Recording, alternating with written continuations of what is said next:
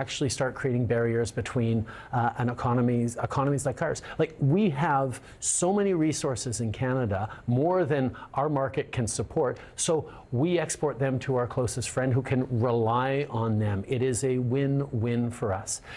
We would definitely respond, as we did years ago when President Trump put tariffs on steel and aluminum. We responded by putting tariffs on Heinz ketchup, on playing cards, on bourbon, on Harley Davidsons, on things that would hurt American workers.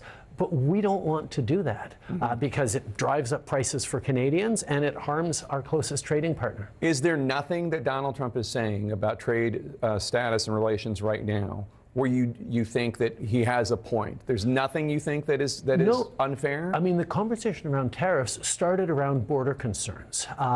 And what I spoke with him about in Mar-a-Lago was the fact that less than 1% of migrants into the United States, less than 1% of fentanyl into the United States comes from Canada. But there are absolutely more things we can do. And you pledged $1 billion to enhance border security. And we're strengthening. That's a clear win for President Trump that got us to do even more to reduce even further the minimal amounts coming in.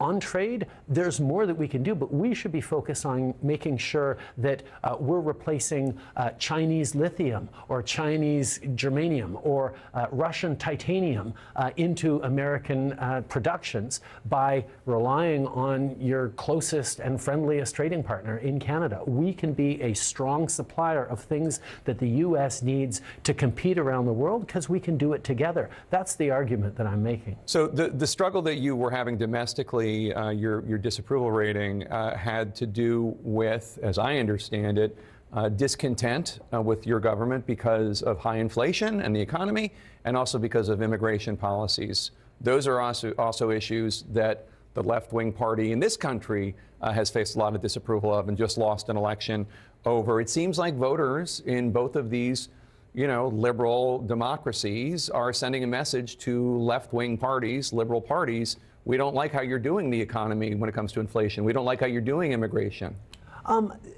There are a lot of feelings involved. I mean, if you look at the actual numbers, inflation in Canada was lower, came down quicker. Our economy bounced back faster after the pandemic than anyone else's, including the United States. We're projected to grow faster than the United States and all other G7 countries next year.